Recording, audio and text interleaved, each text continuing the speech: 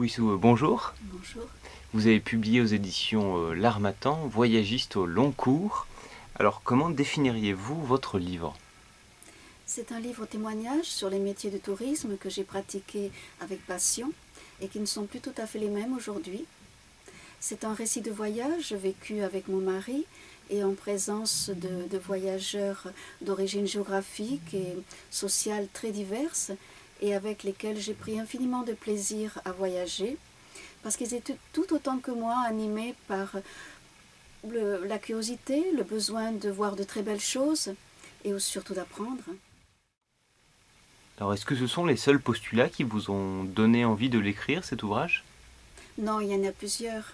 Tout d'abord, c'est un hommage à mon mari qui a partagé tous ses voyages avec moi. Puis c'est un témoignage pour notre fils qui a participé à nombre d'entre eux.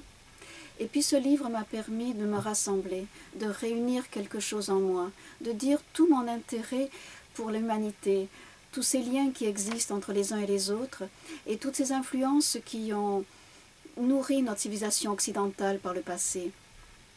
Je dirais que j'ai écrit ce livre en micro à la main, en utilisant le même vocabulaire et en ayant le même désir de transmettre autrement cette quête qui a donné du sens à ma vie et qui fut la mienne durant toute ma vie.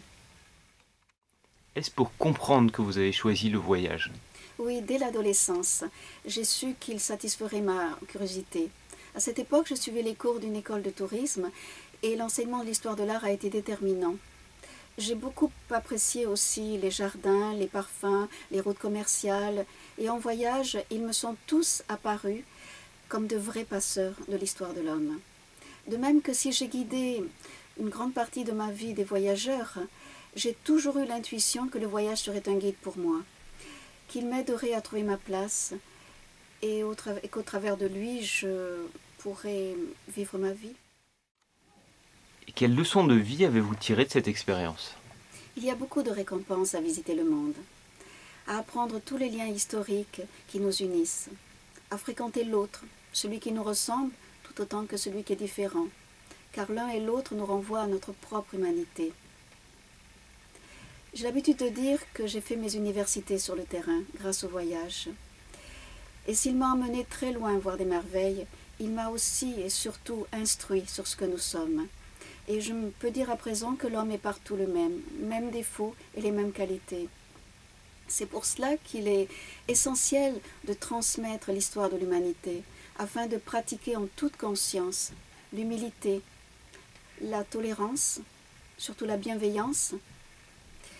Il est évident que dans le monde aujourd'hui, et même en Europe, il y a urgence. Non seulement je remercie l'entreprise familiale Ruban Bleu qui m'a permis de faire tous ces voyages dans une grande liberté de création et d'expression, mais aussi je remercie tous ces voyageurs qui m'ont fait confiance. En allant de par le monde, j'ai constaté que notre planète était fragile. Nous ne devons pas tous nous rendre sur les mêmes lieux touristiques aux mêmes périodes, sinon nous les condamnons pour les générations futures.